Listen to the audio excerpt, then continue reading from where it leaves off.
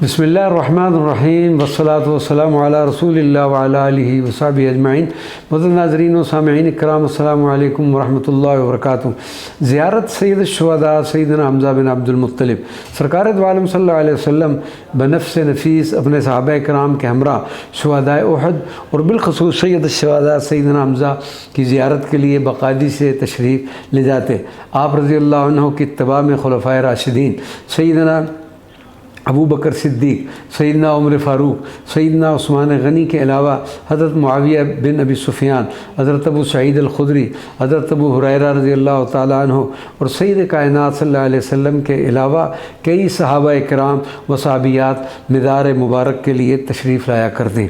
انصاری مرد و خواتین کو سید الشہداء سیدنا حمزہ سے انتہا درجہ محبت و عقیدت تھی۔ اس کی ایک وجہ تو سید الشہداء کی رسول اللہ صلی اللہ علیہ وسلم سے محبت و قربت، دوسرا کوئی مشکل مسئلہ درپیش ہوتا تو سیدنا حمزہ کو ہی وسیلہ بنا کر بارگاہ نبوی میں پیش کیا جاتا، اور تیسری وجہ یہ بھی تھی کہ ہجرت مدینہ کے بعد سیدنا حمزہ انصاری قبیلہ اوس کی ایک خاتون سے رشتہ ازدواج میں منسلک ہو گئے تھے۔ سیدۃ النساء سیدت فاطمہ الزہرا سلام اللہ علیہا ورضی اللہ عنہا باقاعدگی سے سیدنا حمزہ کی قبر مبارک کی زیارت کو تشریف لایا کرتی تھی۔ اس کی دیکھ بھال کے علاوہ جب ضرورت پڑتی تو اس کی مرمت بھی فرما دیتی۔ سیدنا حمزہ کی قبر مبارک کی نشانی کے طور پر ایک پتھر رکھا رہتا تھا۔ سیدتنا فاطمہ کا یہ عمل مبارک ان کی وفات تک جاری رہا۔ حضرت علی سے روایت کیا ہے حاکم مستدرک نے کہ سیدہ کائنات حضرت فاطمہ الزہرا ہر جمعۃ المبارک کے دن سیدنا حمزہ کی قبر مبارک پر تشریف لاتی تھی اور ان کی بارگاہ میں آنسوؤں کا نذرانہ پیش فرمایا کرتی تھی۔